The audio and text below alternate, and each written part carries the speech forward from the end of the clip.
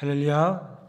오늘 이 예배 가운데 하나님 주신 은혜가 충만하기를 간절히 축원합니다. 또 지난 한 주간 우리 명절 또 함께 기도하는 시간들을 잘 보내셨는지 모르겠습니다. 제가 지난 주간 우리 갑자기 교회 그런 상황들을 좀 놓고 함께 기도하자고 부탁을 해서 당황하실 수도 있을 것 같습니다. 여러분 함께 기도해 주셔서 너무 감사드리고, 이런 기도들을 통해서 우리 교회가 더욱 든든히 서가고 또 하나님 앞에 더 온전히 세워지는 우리 복된 교회와 우리 성도들 되기를 또 주님의 이름으로 간절히 축복합니다. 또 우리 명절 기간 동안 우리 많은 가족들을 만나지 못했지만 다시 한번 하나님 주신 놀라운 의로가 함께 하셔서 풍성한 하나님의 은혜가 더 충만한 우리 성도들 가정 되시기를 주님의 이름으로 간절히 축원합니다. 예수님께서는 제자들을 향해서 너희는 세상의 빛이라고 말씀하셨습니다. 그분의 이 묘사는요, 우리의 정체성에 대한 멋들어진 은유이지만 보다 실감나는 이해를 위해 구원받은 후에 우리가 실제로 빛을 내는 존재가 된다고 한번 생각해 보시면 좋을 것 같아요. 여러분, 사람들은 우리 몸에서 빛이 나오는 것을 눈으로 봅니다. 극장이나 노래방 같은 어두운 곳에 들어가면요, 어떨까요? 그 빛이 더 분명하게 나타나겠죠. 축구도 다른 팀들과 운동장 사용 문제로 경쟁할 거 없이 아무도 없는 밤에 밤 경기도 할 수 있을 것 같습니다. 자, 이제 그렇다면 우리가 교회로 모인다고 생각해 보겠습니다. 우리는 각자 서로 다른 크기와 색깔의 빛을 발합니다. 우리만이 아니라 대한민국에 4만여 교회가 있다고 얘기하는데요, 전국 방방곡곡 4만여 곳에서 함께 예배드릴 때 어떨까요? 빛의 축제가 열릴 겁니다. 정말 장관일 겁니다. 여러분, 하나님은 그분의 백성들이 어두운 세상을 밝히는 빛으로 살아가기를 원하고 계십니다. 그런데 안타깝게도 현실은 어떨까요? 그리 아름답지 못함을 보게 됩니다. 우리에게 붙어있는 전구가 터져나가거나 전구에 두터운 먼지가 쌓이거나 심지어 전구가 터져버려서 빛을 내지 못하는 그런 상황으로 우리가 생각되어집니다. 여러분, 그렇다면 우리가 어떻게 하나님의 의도에 따라서 빛으로 살아갈 수 있겠습니까? 어떻게 사람들을 어두움에서 빛으로 나오게 할 수 있겠습니까? 오늘 사도 바울은 이 본문 말씀을 통해서 이것에 대한 답을 줌을 보게 됩니다. 사도 바울, 우리가 생각할 때 어떤 모습이 느껴지시나요? 제가 예전에 그 사도 바울의 그 성화를 그린 그 그림을 본 적이 있는데요, 머리가 좀 벗겨져 있고요, 되게 우락부락한 모습이 있더라고요. 여러분, 우리가 이 사도 바울에 보면 사실은 우리가 생각하는 것처럼 되게 섬세한 분이 아니에요. 어떻게 보면 터프합니다. 그런데 사랑의 표현을 주저하지 않는 이중적인 면모도 보입니다. 여기서도요, 사도 바울은 빌립보 교인들 향해서 뭐라고 얘기합니까? 사랑하는 자들아 라는 애정 어린 호칭으로 부릅니다. 그러나 12절 후반부에서 이 사도 바울은 앞에 달콤한 호칭과는 전혀 어울리지 않는 뜻밖의 권면을 합니다. 뭐라고 말씀합니까? 두렵고 떨림으로 너희 구원을 이루라. 뭐라고 말씀해요? 구원을 이루라. 여러분, 이게 사도 바울이 행위의 구원을 얘기하고 있는 걸까요? 아니에요. 사도 바울은 에베소서 2장 8절과 9절에서 분명히 우리가 은혜로 구원받았다라고 말씀해요.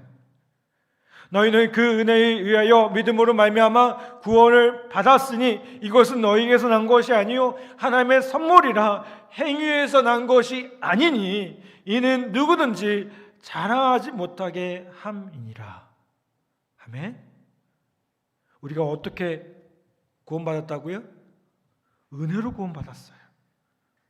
은혜로 구원받은 존재들이에요. 그러면 여기서 구원을 이루라는 말은 무슨 뜻일까요? 구원을 받기 위해서 무언가를 하라는 게 아니라는 거예요. 오히려 하나님의 은혜로 구원받은 사람으로서 그 구원의 의미를 삶 속에서 구현하고 복음의 요구를 따라 살아가라는 거예요. 바울은 이와 같은 삶은 복종, 순종이라는 단어로 요약을 합니다. 그래서 12절에 뭐라고 말씀합니까? 그러므로 나의 사랑하는 자들아, 너희가 나 있을 때뿐만 아니라 더욱 지금 나 없을 때에도 항상 복종하여 두렵고 떨림으로 너희 구원을 이루라. 자, 사도 바울은 구원의 의미를 이루기 위해서 어떻게 해야 된다고요? 복종해야 된다고요. 바울은 이 복종의 의미를 명시적으로 밝히지 않았어요. 하지만 그건요, 우리가 너무 잘 아는 대상일 것 같아요. 누구죠? 목사도 아니고요, 어떤 특정인 누구도 아니에요. 바로 예수 그리스도예요. 여러분, 우리는 어떻게 구원받았습니까? 예수님을 나의 구세주로 고백하면서 구원받았어요. 아멘.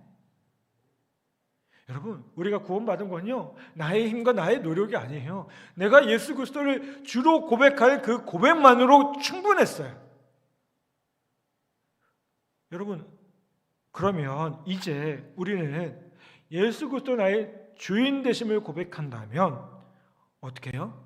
그분의 주인 되신, 그분의 통치 되심에 우리는 복종해야 되는 거예요.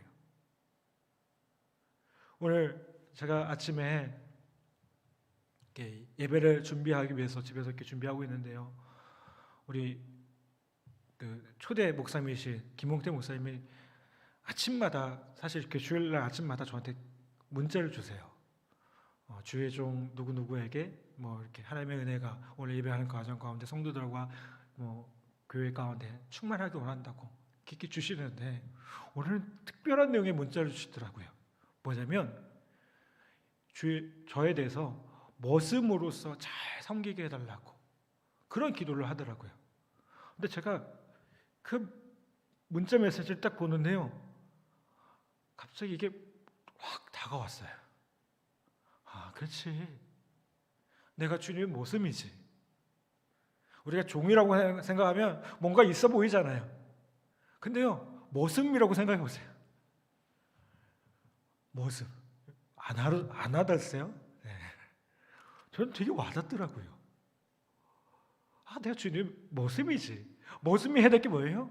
종이 시키는 대로 그대로 하면 돼요. 제가 머리가 아니에요. 제가 뭐라고요?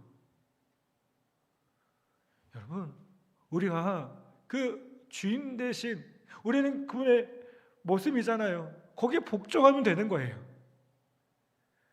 사실 요즘 사람들 복종이나 순종 같은 단어 좋아하나요?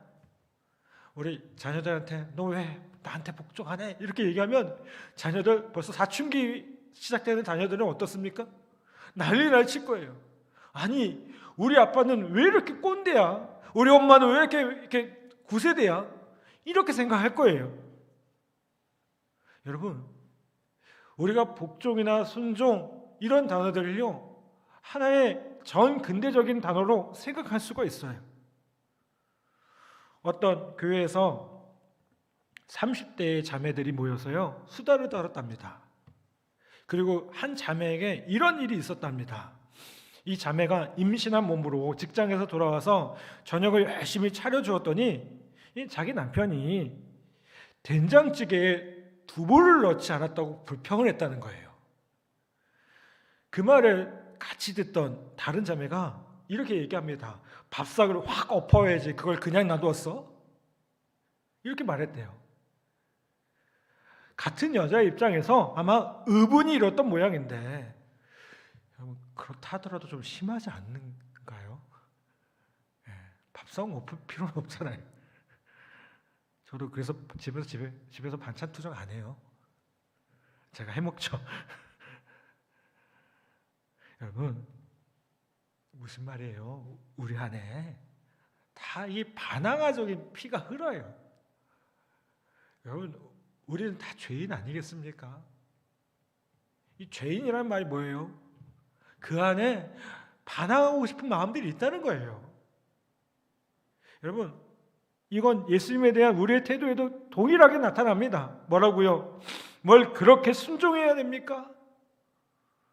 그냥 예수님하고 친하게 지내면 안 됩니까? 여러분, 우리가 알아야 할 건요, 그분이 우리의 친구인 건 맞아요. 그렇죠? 근데 동시에 뭐예요? 우리의 주님이세요. 주인이시라는 거예요. 그분은요, 우리의 인생의 주관자이시며 전문가이시며 전지전능한 가이드이시라는 거예요. 그분은요, 우리가 어떻게 살면 가장 빛이 나는지를 잘 알고 계십니다. 그러므로 여러분, 우리가 복종을, 순종을 거부하며 할수록 우리에게 뭐예요? 손해예요. 제가 어디를 가는데, 모르는 길을 가는데요, 내비게이션을 켜고 갔어요. 여러분, 그런 말 있잖아요. 남자는 평생 살면서 새 여자의 말을 잘 들어야 된다면서요. 어머니, 아내, 그 다음에 내비게이션 그 여자의 말을 잘 들어야 되는데요. 근데 제가 그 여자의 말에 순종하지 않았어요. 어떤 일이 일어났을까요? 막 그냥 계속 난리가 나는 거죠. 더 오래 걸렸어요. 여러분, 순종을 거부하면요, 손해예요, 손해. 여러분, 축구 선수 박지성과 이영표를 아실 겁니다. 그런데 이 박지성과 이영표를 빛내주게 해준 감독이 누구예요? 히딩크잖아요, 그렇죠? 이런 얘기하면 요즘 세대는 잘 모를까요? 또 갑자기 걱정되네요. 여러분, 생각해 보세요. 이 박지성과 이영표라는 선수가 히딩크라는 유능한 감독의 지침과 코치에 따른 것이 굴종일까요? 아니잖아요. 오히려 그 훌륭한 감독의 전술과 지시에 순종한 것이요, 그들에게서는요 가장 잘한 일이에요. 그것 때문에요, 그들은 자기의 가치를 드러냈습니다. 결국 아주 세계적인 선수로 인생을 살고 있죠. 또 그렇게 마무리했고요. 여러분, 우리가 예수님에 대해서 순종하는 거, 예수님에 대해서 복종하는 거요, 이거 굴종 아닙니다. 그건요, 우리가 할 수 있는 가장 잘할 수 있는 거고요, 가장 중요한 일이고요, 가장 똑똑한 일이에요. 가장 지혜로운 일이에요. 여러분, 주님 대신 그분의 권위를 인정하고 그분의 지침을 따라가고 그분의 지시를 따라갈 때 우리의 뭐가 드러나요? 가치가 드러나는 거예요. 그래서 우리 삶이 빛나게 된다는 것이죠. 그런데 주님께 복종하는 건요, 우리의 힘으로 할 수 있는 것이 아닙니다. 어떻게 될까요? 13절에 보면 바울이 이렇게 얘기합니다. 너희 안에 행하시는 이는 하나님이시니 자기의 기쁘신 뜻을 위하여 너희에게 소원을 두고 행하게 하시나니 라고 말씀합니다. 여러분, 어두운 세상을 밝히는 예수님의 제자의 삶은요, 그저 나의 의지로 되지 않아요. 인간에게 일정 부분 책임이 있죠. 우리가 인간으로서 해야 될 일이 있어요. 그런데 동시에 뭐가 필요해요? 하나님의 도우심 필요해요. 하나님은 어떻게 하십니까? 우리를 그냥 너가 알아서 해 이렇게 얘기하지 않고요, 성령의 역사를 통해서 우리의 마음을 새롭게 하시고요, 우리의 의지에 힘을 불어넣어 주세요. 그분은요, 우리가 예수님의 뒤를 온전히 따르는 자가 되도록 능력을 주신다는 겁니다. 그러므로 우리가 어떻게 됩니까? 겸손히 하나님을 의지해야 합니다. 주님, 나에게 힘을 주세요. 주님, 나에게 힘을 주셔서 주님을 따를 수 있게 해달라고. 때를 따라 돕는 은혜의 보좌로 나아가서 하나님께 도움을 구하고요, 그 힘과 능력으로 살아갈 수 있게 해달라고. 우리가 그렇게 기도해야 될 줄 믿습니다. 이제 구원의 의미를 온전히 구현하라고 한 바울은요, 카메라 렌즈를요 이제 줌인합니다. 조금 더 구체적으로 들어갑니다. 그리고 구체적인 권면을 해요. 14절에 뭐라고 나옵니까? 이렇게 말씀하죠. 한번 따라해 봅시다. 모든 일을 원망과 시비가 없이 하라. 아멘. 여러분, 이게 지금 뭘 얘기해요?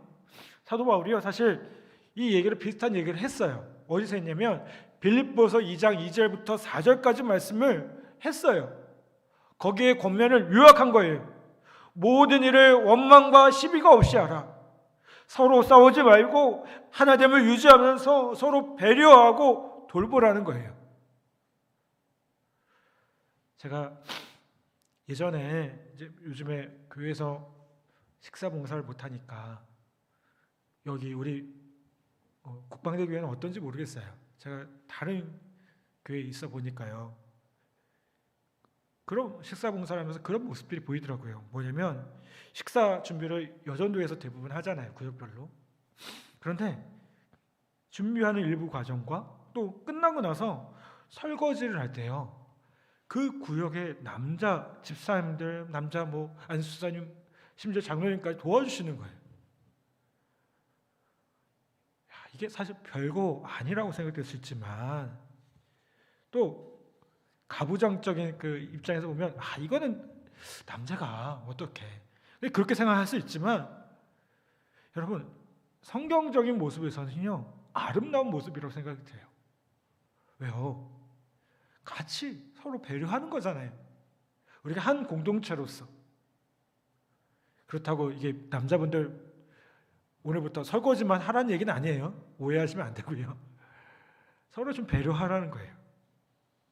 여러분, 바울이 만약 교회가 성별이나 빈부나 학식이나 지역이나 세대를 초월해서 하나의 모습을 보인다면 그 교회는 어떨까요? 어두운 세상을 비치는 한 줄기의 빛이 될 것이라고 말씀해요. 그래서 15절에서 이렇게 말합니다. 이는 너희가 흠이 없고 순전하여 어그러지고 거스르는 세대 가운데 하나님의 흠없는 자녀로 세상에서 그들 가운데 빛들로 나타내며 라고 말씀합니다. 세상적인 편견을 극복한 공동체, 긍정적이고 이타적인 태도로 서로를 돌보는 공동체, 권위가 아닌 사랑의 섬김이 있는 공동체, 이 공동체가 타락하고 삐뚤어진 세상에 어떻다고요? 빛이 된다고요. 뿐만 아닙니다. 이런 공동체는 사람들을 하나님의 나라로 이끌어서 하나님 앞에 사랑스러운 존재가 됩니다. 16절에 보면 이렇게 말씀합니다. 생명의 말씀을 밝혀 나의 다름질이 헛되지 아니하고 수고도 헛되지 아니하므로 그리스도의 날에 내가 자랑할 것이 있게 하려 함이라. 이렇게 말씀합니다. 여러분, 이 구절에서 생명의 말씀을 밝혀라는 이 말은요 전도적인 의미로 이해가 됩니다. 무슨 말일까요? 만약 우리가 조화롭고 이타적인 공동체적인 삶을 살아간다면 그 공동체는 어떻다고요? 세상에 생명을 주는 말씀을 밝히 듣는 것과 같다는 거예요. 사람들은 그런 교회에 매력을 느끼고요. 결국 복음의 말씀을 듣게 될 거라는 겁니다. 여러분, 이거는 전도에 대해서 많은 것을 생각하게 합니다. 우리가 전도가 뭘까요? 그죠? 밖에 나가서 예수 전당 불신지역 띠띠르고요 외치는 것으로 되지 않아요. 이제는 그렇게 하면 반감만 삽니다. 전도는요 어떤 이벤트나 일회성 행사가 아니에요. 우리가 전도라고 하면 많은 성도들이 부담 가져요. 왜요? 그걸 이벤트로 생각하거든요. 뭔가 내가 해야 될 것을 생각하는 거거든요. 아니요, 전도는요 우리의 삶이에요. 왜 우리가 그리스도인으로 부름받았습니까? 그리스도인답게 살아가면 자연스럽게 그 빛이 선한 영향으로 나타나서 자연스럽게 뭐예요? 전도가 될 수 있는 거예요. 전도가 영향력을 발휘하려면요 교회가 교회다워야 되고요, 성도가 성도다워야 되고요, 목회자가 목회자다워야 돼요. 빌 할베스 목사님이 이렇게 얘기합니다. 교회가 교회다울 때 세상에 어떤 것도 교회를 대체할 수 있는 것은 없다라고 얘기했어요. 여러분, 우리의 삶의 모습을 한번 돌아보기를 바랍니다. 우리 정말 그렇게 살아가고 계십니까? 조화롭고 이타적으로 살아가고 계신가요? 긍정적으로 살아가고 계신가요? 서로 축복하며 서로 이해하며 살아가고 계신가요? 용서하며 용납하며 살아가고 계신가요? 자, 이렇게 말하면 목사님 얼마나 잘하세요? 네, 저도 참 부끄러워요. 그러지 못한 모습을 제 안에 볼 때마다 너무도 부끄러워요. 여러분, 우리 부족하지만 다시 하면 되지 않겠습니까? 너무 늦지 않았습니다. 지금부터라도요, 새로운 마음으로 결단하고요, 주님 앞에, 저 십자가 앞에서 우리를 위해서 다 내어주신 그 그리스도의 마음, 그리스도의 그 모습을 기억하면서 우리가 그렇게 살아가면 됩니다. 여러분, 오늘 다시 한번 우리 안에 있는 그 모습들을 돌아보고 서로 용납하고 격려하고 모든 일을 원망과 시비가 없이 할 때 우리가 우리 삶의 모습 가운데 세상의 빛과 소금의 역할을 감당할 수 있으리라 저는 분명히 믿습니다. 빌립보 교회의 구원을 이루며 모든 일을 원망과 시비가 없이 하라고 권면한 바울은요, 이제 권면을 멈추고 17절에서 자신의 이야기를 합니다. 뭐라고 말씀할까요? 이렇게 얘기합니다. 만일 너희 믿음의 재물과 섬김 위에 내가 나를 전제로 드릴지라도 나는 기뻐하고 너희 무리와 함께 기뻐하리니 라고 말씀합니다.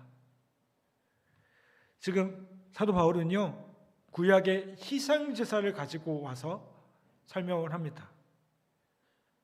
자, 사람들이 성전에서 제사 드릴 때요, 짐승을 잡아드리는 제사도 있었지만 뭐도 있었냐면 포도주를 제물에 붓는 관제라는 것도 있었습니다. 사도 바울은 빌립보 교회의 희생과 섬김을 그 짐승 제사에 비유했고요, 그리고 자신의 섬김은 짐승 제사에 붓는 관제에 비유하고 있는 거예요. 자, 음식에 비유하면 어떻게 될까요? 빌립보 교회 성도들의 봉사는 뭐예요? 메인 메뉴고요, 메인 디시고요. 자신의 봉사는 뭐예요? 하나의 에피타이저라는 거예요. 이 바울의 겸손을 엿볼 수 있는 거죠. 여러분, 바울과 빌립보 교인들은요, 함께 주님을 위해 고난받으며 주님을 섬기고 있습니다. 로마서 1장 12장 1절 말씀처럼 자기 몸을 하나님이 기뻐하시는 거룩한 산 제물로 드리고 있는 겁니다. 이 희생과 봉사에 대해서 바울은 빌립보 성도 모두 함께 기뻐하겠다라고 말해요. 그리고 이제 18절에서 뭐라고 말씀합니까? 이와 같이 너희도 기뻐하고 나와 함께 기뻐하라 라고 말씀해요. 여러분, 우리가 어두운 세상에서 빛으로 살아가려면 우리가 어떻게 살아야 될까요? 우리는 기쁘게 섬기고 기쁘게 희생해야 돼요. 억지로가 아니고요, 주님을 위해서 기쁘게 봉사하고 섬기는 거예요. 마지못해서 하는 게 아니고요.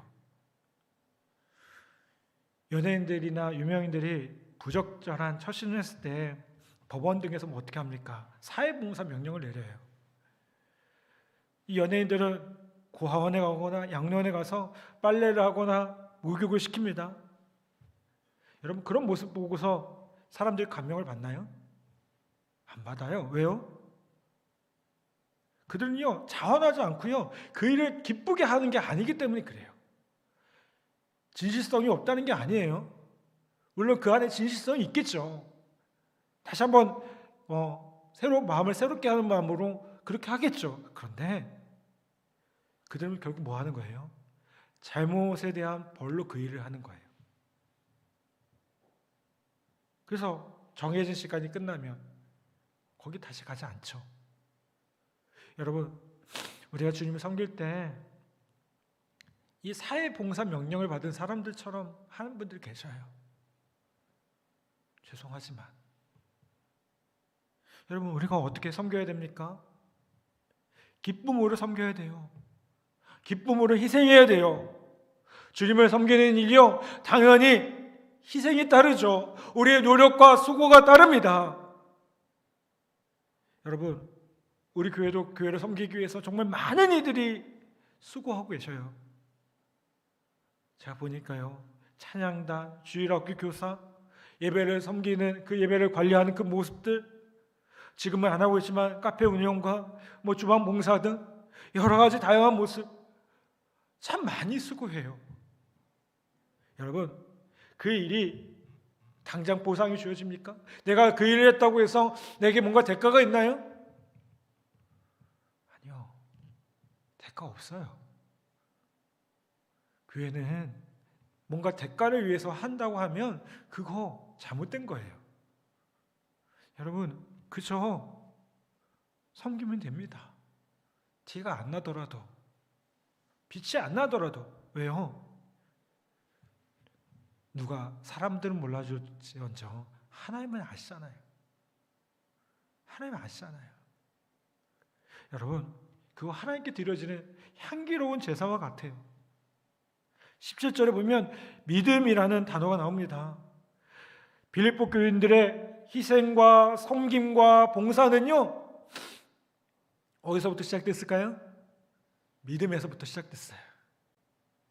하나님이 살아계시고 그들의 헌신을 기쁘게 받으시고 보상하심을 이 빌립보 교회 성도들은 믿었다는 거예요. 그 믿음 가지고 했다는 거예요. 그렇기 때문에 어려움을 견디고 희생할 수 있었다는 거예요. 여러분, 빌립보서는 기쁨의 서신이라고 말해요. 기쁨이라는 단어가 참 많이 나옵니다. 그런데 여러분 잘 아시는 것처럼 이 사도 바울은 기뻐할 수 있는 상황이 아니었습니다. 옥중 서신이거든요. 빌립보서가 감옥에 갇혀 있습니다. 그런데 사도 바울은 이 빌립보 교회 성도들을 향해서 자신은 이런 어려운 상황이지만 계속해서 강조하는 게 뭐냐면요, 기뻐하라고요. 기뻐하라고요. 여러분, 우리의 상황도 마찬가지 아니겠습니까? 코로나 상황, 이게 언제 끝날지 몰라요. 예측은 하지만 그게 진짜 그럴지 모르겠다는 생각도 들어요. 어떤 분은 그런 얘기해요.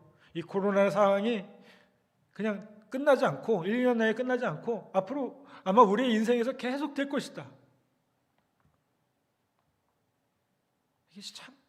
이게 뭔가 끝이 없을 때, 희망이 없을 때 참 힘들잖아요, 사람이. 그렇잖아요? 제가 병사들 만나보면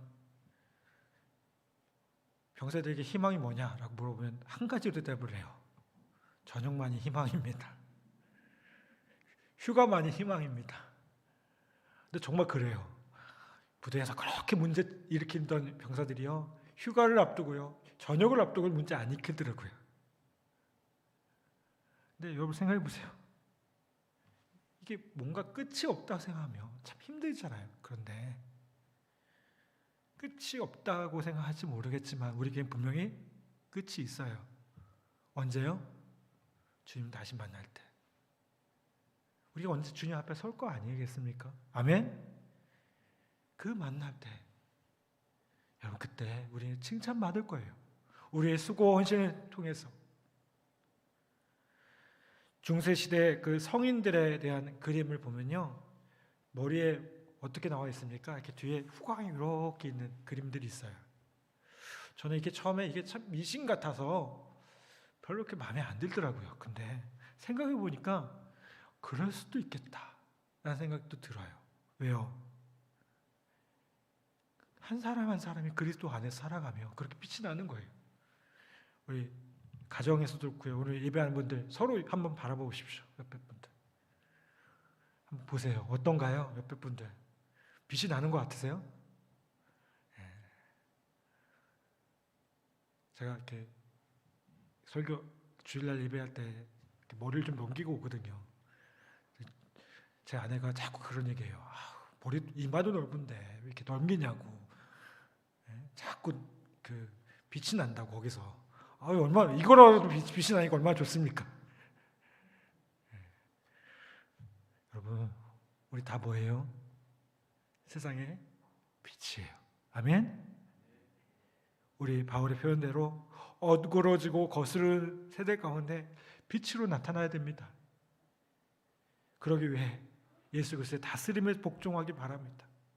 그리고 조금 더 배려하고 이해해야 하고 함께하는 그 공동체적인 삶을 살아가기를 다시 한번 부탁을 드립니다. 힘들죠. 어렵죠. 끝이 안 보이기 때문에 어떻게 보면 참 힘든 인생을 살아갑니다. 그럼에도 불구하고 기쁘게 섬기고 기쁘게 봉사하기를 부탁을 드립니다. 그럴 때 우리는 이 세상 가운데 빛으로 드러나며 더 아름다운 빛의 축제를 열고 주님 앞에 섰을 때 잘했다, 충성된 종이라고, 우리 그거 한마디면 되지 않겠습니까? 잘했다, 충성된 종아. 우리 그렇게 칭찬 드릴 수 있는 우리 한 사람 한 사람 다 되시기를 주님의 이름으로 간절히 축원합니다. 이 시간 우리